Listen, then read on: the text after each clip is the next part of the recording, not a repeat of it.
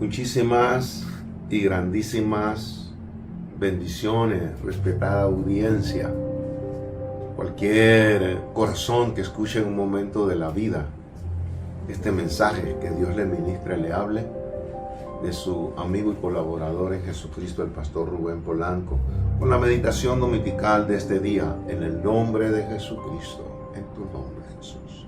Amén. Nuestro tema: experiencias dignas de análisis y reflexión. Experiencias, repito, dignas de análisis y reflexión. Y solo voy a tomar dos versículos de Primera de Reyes 9, 6 y 7. Pero sería conveniente que ustedes lo lean del 1 al 9 y también busque todas las historias, las corrobore en la Biblia. Si usted por primera vez va a escuchar el Evangelio, bueno, lea Primero de Reyes 1 al 9. Por razones de tiempo y la grabación solo vamos a leer los versos 6 y 7 de Primera de Reyes, el capítulo 9. Mire este texto: mas si obstinadamente os apartareis de mí, vosotros y vuestros hijos, y no guardareis mis mandamientos y mis estatutos que yo he puesto delante de vosotros, sino que fuereis y sirviereis a dioses ajenos y los adorareis. Dice el 7: yo cortaré a Israel de sobre la faz de la tierra que les he entregado, y esta casa que es santificada a mi nombre, yo la echaré de delante de mí, e Israel será proverbio y refrán a todos los pueblos. Es interesante, yo miro del Génesis, Apocalipsis, un solo Dios, una sola deidad eterna bajo el cielo, la tierra y debajo de la tierra, pero también un solo mensaje.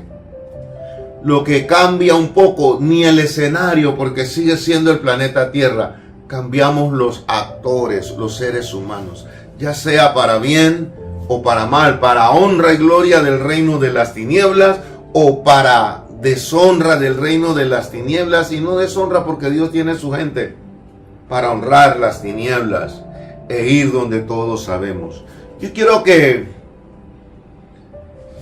nos imaginemos un poco, usemos la imaginación. Si Israel hubiera escuchado las palabras del profeta Samuel de no tener rey, no tener familia real, ¿qué hubiera sido? Meditemos por un momento. Samuel le trató de decir a Israel y a sus líderes: como estamos, es lo que Dios quiere. Él quiere habitar en una tienda movible. Y no que Él iba a habitar literalmente, porque Jesucristo, Jehová de los ejércitos, Yahweh, como le quiero decir a usted, está en todas partes, lo llena todo, lo puede todo, lo creó todo. Si no hubiera existido este tipo de situación contraria a Dios, ¿qué hubiera pasado? Por eso es que en un momento dado a veces hay que escuchar a los hombres que verdaderamente traen la palabra de Dios. No hubiera existido Saúl, no hubiera existido David, los padres de Salomón jamás se hubieran conocido. Todo esto hubiera pasado si se hubiera escuchado al profeta. Y si no hubiera habido los reyes, David un día no hubiera tenido la idea de construir un templo con todo lo que relacionaba construir un templo en aquellos tiempos y todo lo relacionado con los problemas que traían los reyes en aquellos tiempos. Porque el templo necesitaba desafíos, reyes. Y les explico. El templo que le construyeron al Señor, aquellas puntas, aquellos saberes, por mucho que fue, Era como hoy en día. En Europa, América, África, las construcciones tienen algo. Cada quien. España tendrá, Inglaterra, Panamá tendrá, pero siempre guardan cierta similitud.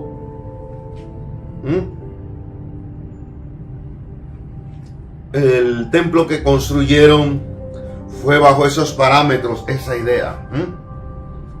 David consulta a Natán sobre el deseo que él tenía. Según él, ¿era una buena intención de David? Pregunto. Dios no había pedido templo. Él quería seguirse moviendo en el lugar que él había dicho. El arca del pacto, y el arca del pacto en nada tenía que ver con un ídolo de las deidades de aquellos tiempos. El arca del pacto sencillamente un punto de reunión donde descendía el verdadero Dios, la presencia de Dios, que en nada se parece a las deidades hasta hoy en día de otros dioses. El cielo y la tierra pasan. Ante el nombre de Jesucristo, Yahweh, Jehová, el nombre que mejor usted sienta que se le debe llamar, no habita en templos hechos de hombre. La consulta a Natán fue desastrosa de David para ambos, porque Natán, él, no Dios, aprobó. Y aún le dice a David, toda esta historia está en la Biblia. No se la doy texto por la grabación y el tiempo. Natán le dice a David que Dios lo apoyaría. Un error craso, dicen ahorita. Totalmente negativo, porque en ningún momento Dios estaba de acuerdo ni había mandado a construir tal templo. Por eso es que la meditación de hoy en día, experiencias dignas de análisis y reflexión. Experiencias dignas de análisis y reflexión. Primero, no hacen caso a Samuel. Segundo, el profeta de turno, Natán, le dice a David que Dios lo apoyaría. Allí es donde, como hablaba ayer con otro pastor, los hombres de Dios tenemos que tener claro que sobre nosotros, de parte de Dios, hay una carga, hay un peso, hay una integridad, hay una verdad. No podemos hacer las cosas como el ambiente, el momento, el calor de las cuestiones. No, nuestras decisiones producen salvación o condenación. Nuestras decisiones no podemos decir Dios me dijo y Dios no ha dicho nada, aunque agrades al mundo y el mundo te siga. Este mismo Natán que tuvo que decirle el pecado a David.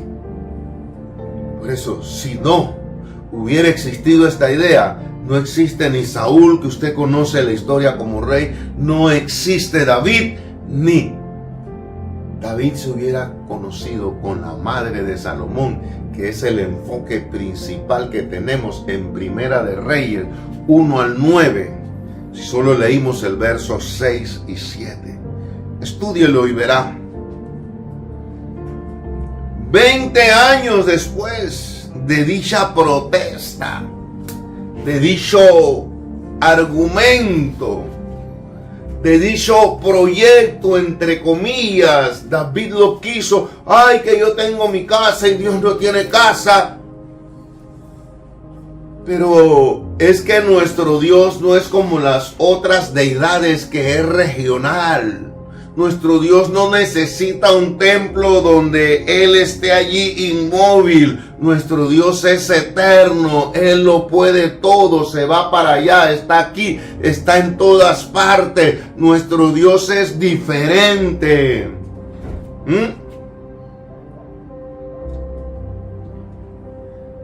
El Dios de Israel, que es nuestro Dios, repito, Jesucristo, Jehová, Yahweh, como usted se identifique más con Él, amigo, amiga, hermano, hermana, quien quiera sea su nombre en cualquier parte donde me escuche. Él no necesitaba un templo como las demás deidades. Por algo después en el cálculo hecho, se presume que 20 años después que David, con la aprobación de hombres, aún del profeta Natán, líderes cristianos de cualquier rubro, meditemos a veces lo que aprobamos y desaprobamos. 20 años después se logra hacer el templo. Y quizás Dios en su poder permisivo, pero en su omnisciencia, omnipresencia y omnipotencia, el Dios de Israel dio sentencia. Léame, por favor, usted que me escucha, por lo menos, mínimo, Primera de Reyes 1:9, y usted verá lo que le estoy hablando. Dios puso sus y enmarcó. Si haces esto, si haces lo otro. Y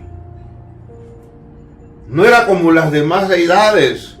Cuando se inauguró el templo, la palabra de Dios nos narra, ni los sacerdotes pudieron oficiar ese día, porque la nube de la gloria de Jehová, la Shekinah, el nombre del templo en la cual asistimos, estaba sobre el templo. Dios no dejó ni que siquiera los sacerdotes oficiaran, porque como dice la palabra, mía es la honra, mía es la gloria, yo no la comparto con nadie. Él no se limitaba a un lugar. El templo llegó a ser algo importante, pero temporal en el plan profético. David quiso construir este templo y Dios le dijo, mira, tú has derramado mucha sangre, David, y tú sabes, yo te amo, pero tú has fallado. Que Natán tuvo que intervenir. Yo no sé si en un momento de la vida Natán, Dios trató con él y dijo, de verdad que le dije a David esto y esto no debió ser.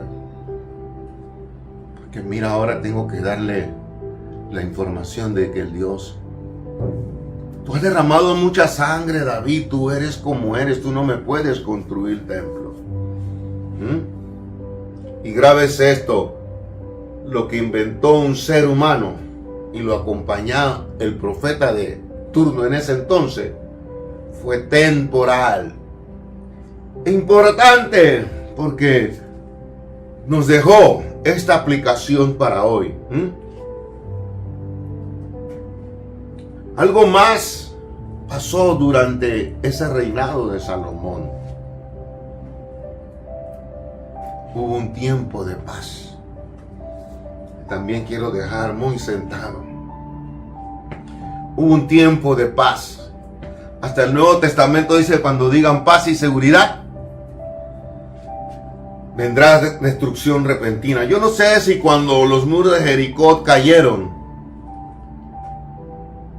Jericó se sentía en paz, tan seguro, pero para el Dios de Israel no estaba seguro. Así es que tiempo de paz, Salomón ni necesitaba quizás acercarse al templo a pedirle a Dios por alguna cosa. Mira cómo la sabiduría y el poder de Dios trabaja.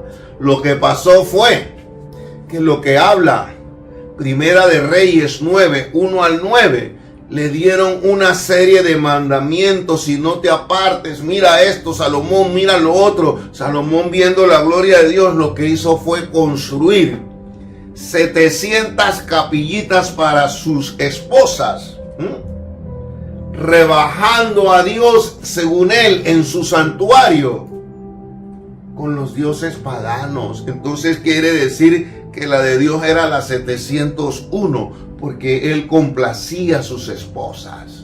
Cuando él hizo un pacto con Dios de no adorar ídolos extraños, de no mezclarse, de que Dios, como dice hasta hoy en día, iba a ocupar la preeminencia en el corazón de él. No, se hizo de dioses y deidades.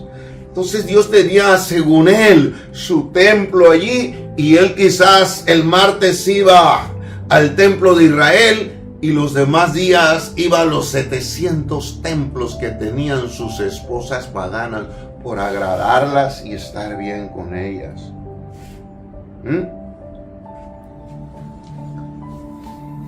¿Por qué le digo toda esta reflexión? Porque hoy quiero que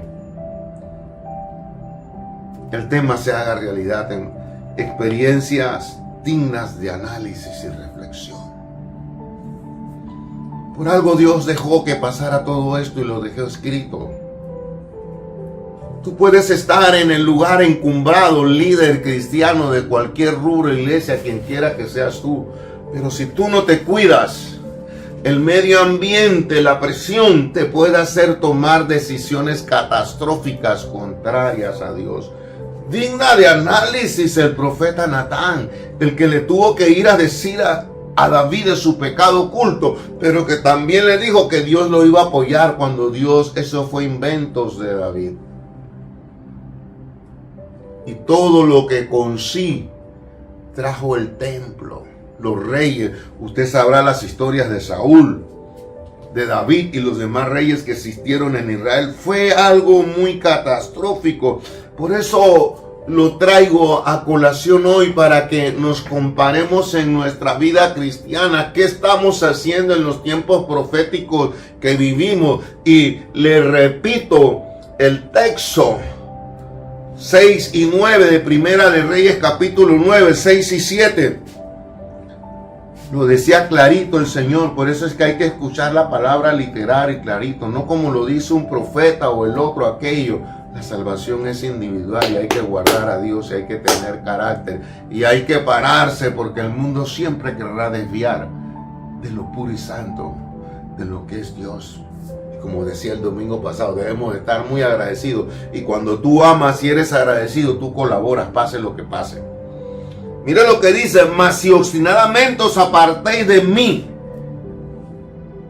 y vosotros y vuestros hijos, fue lo que pasó con Saúl, David y Salomón, obstinadamente a construir, obstinadamente David a gozarse, obstinadamente Salomón a construir. Entonces puso, yo no sé cómo serían aquellos templos, pero yo no sé si el Dios de Israel tenía su templo cerca o lejos de las demás deidades paganas, cuando Dios se lo había dicho: ni tú ni tus hijos le doy lugar, y guardares mis mandamientos y mis estatutos que yo he puesto delante de vosotros, sino que fueres y sirvieres a dioses ajenos y lo adoraréis. Y él no fue solamente, él agarró mujeres de allá y le construyó y puso aquellos templos a la altura del templo del Dios de Israel. Imagínense dónde podemos llegar cuando no escuchamos la voz de Dios por nuestros principios, por mi yo, por mi carácter, porque aquí yo soy el que mando, porque aquí yo soy el que lo otro, porque yo tengo derecho, porque yo tantas cosas que podamos tener. Yo hoy por hoy, yo te aconsejo a ti, quien quiera que me escuchas, yo trato de defender la bandera de Dios a capa y espada delante de quien sea. El único que a veces no la puedo defender 100%, soy humano, pero trato de seguir cambiando. Y mire lo que dice: cortará Israel de sobre la faz de la tierra que les he entregado. Y esta casa que he santificado a mi nombre, yo la echaré de delante de mí, e Israel será oprobio y refrán para todos los pueblos. Hermanos, nuestro Dios es muy grande y poderoso. En nuestra mente, siento yo, y en mi corazón no cabe conocer el poder y la gracia, los proyectos y planes de Dios. En el año 587 antes de Cristo, Nabucodonosor destruyó el templo desde sus cimientos y hubo muertos, esclavos y un gran desastre y una gran masacre. ¿Por qué usted cree que pasó esto? Recuerda el título, que experiencias dignas de análisis y de reflexión. Porque Dios siempre habla, Dios siempre dice: no hagas esto, Polanco, defiende mi causa, así, así. Yo sé que ponga su nombre. Dios siempre habla y dice: si haces esto, te toca esto, si haces lo otro, te toca lo otro. Y Dios se apresura para cumplir su palabra. Por eso hemos titulado esta reflexión de hoy: digna de análisis y de experiencias, digna de análisis y de reflexión. ¿Qué hubiera sido si Israel le hubiera hecho caso a Samuel? Como le dijo Dios a Samuel: no te han desechado A ti, Samuel, me han desechado. Déjalos que construyan el templo. Déjalo que David le deje todos los planos, el dinero, el material. Y mire dónde acabó todo. Una idea meramente humana apoyada por un profeta, un hombre de Dios, Natán, cuando Dios no le había dicho a Natán nada. Hasta el día de hoy, usted escucha que todavía los israelitas van al muro de los lamentos, a lo poco que queda del muro, a llorar. Y oremos, valga la ocasión, por la paz de Israel, mucho más en estos momentos que las cosas allá están bastante turbias. Pero proféticamente Israel nunca será destronado. Pero desde aquí, Dios se lo dijo a Salomón: Israel será por oprobio a las naciones. ¿Dónde puede llegar una decisión que, aunque tú la hagas con tinte de hacer algo bueno para Dios, si no es de parte de Dios, puede haber destrucción?